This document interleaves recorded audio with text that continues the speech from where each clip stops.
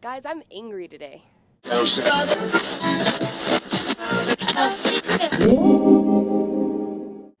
We're talking about this fella this week. This, as I'm sure you guys know, is the Confederate flag, and it shows up in a lot of crazy places. The backs of trucks, the top of the Dukes of Hazzard car, and most recently, on a float in the Las Cruces parade last week. Go ahead and put that right there for now. The theme of this year's Las Cruces Electric Light Parade was to celebrate the last 100 years of New Mexico's history. The float that was entered into the parade that featured this was created and sponsored by the Tea Party movement down there. And here's a picture of their float. There's a bunch of flags up in there. Right smack dab in the middle of that float is this guy, the Confederate flag. The group says that the float was supposed to represent all of New Mexico's history, including its role in the Civil War. But actually, that's the first place in all of this that I have an issue. If we're talking about all of New Mexico's history, where are the Mexico and Spain flags? The group claims that they wanted to include both the Mexico and Spain flag, but unfortunately their Mexican flag got shredded in a windstorm, and that their Spain flag just didn't arrive on time. Whoops. I'm thinking if the theme of my float is going to be all of New Mexico's history, and then two key pieces of New Mexico history can't be included, that's about the time when I would start thinking, let's retool the theme. I mean, otherwise the entire meaning of it would have been lost, right? Right? That brings me to the other part of this that needs to be discussed, symbols and their meaning. We've still got the Confederate flag on that float. And this flag, in particular, has some widely held meaning associated with it. Let's go to the always available, somewhat problematic, but perfect for the situation, Wikipedia.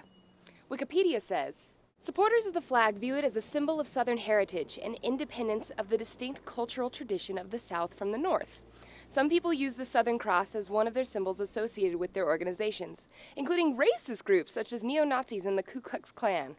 Whoa, that entry took a turn there at the end. And see, that's my big problem with the Confederate flag, is that to a lot of people, it means a whole mess load of racism. Use of the flag flares up when there is some sort of racially charged change in history, like when the South became desegregated in the 50s and 60s, which adds to the meaning even more. And honestly, the Tea Party in its existence have had a lot of issues with people associating it with racism too. So when you have a group like that, prominently displaying a symbol that is offensive to many people, while also not displaying the flags of other groups that are pretty important to the cultural history of our state, it's sort of hard to claim that the symbol was just up there for historical reasons. Especially when you pair it with a message on the side of the float that says, "Change again in 2012.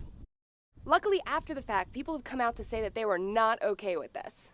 Las Cruces' mayor says that they've gotten about 1,000 angry emails. And actually, you know what? I'm angry about it too. You can say that the Confederate flag means states' rights or Southern pride, or that it's just a historical symbol, but it doesn't take away the meaning for other people. Why, if a symbol has any connection with hatred, would you want to be associated with it? And was the Tea Party exercising their First Amendment rights to free speech?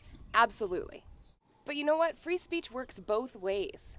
Based on their meaning of the symbol, they can express themselves however they want to. But so can I based on my meaning. My understanding of the Confederate flag is one of hatred and racism, and I don't stand for hatred or racism, so symbols of either have no place in my life.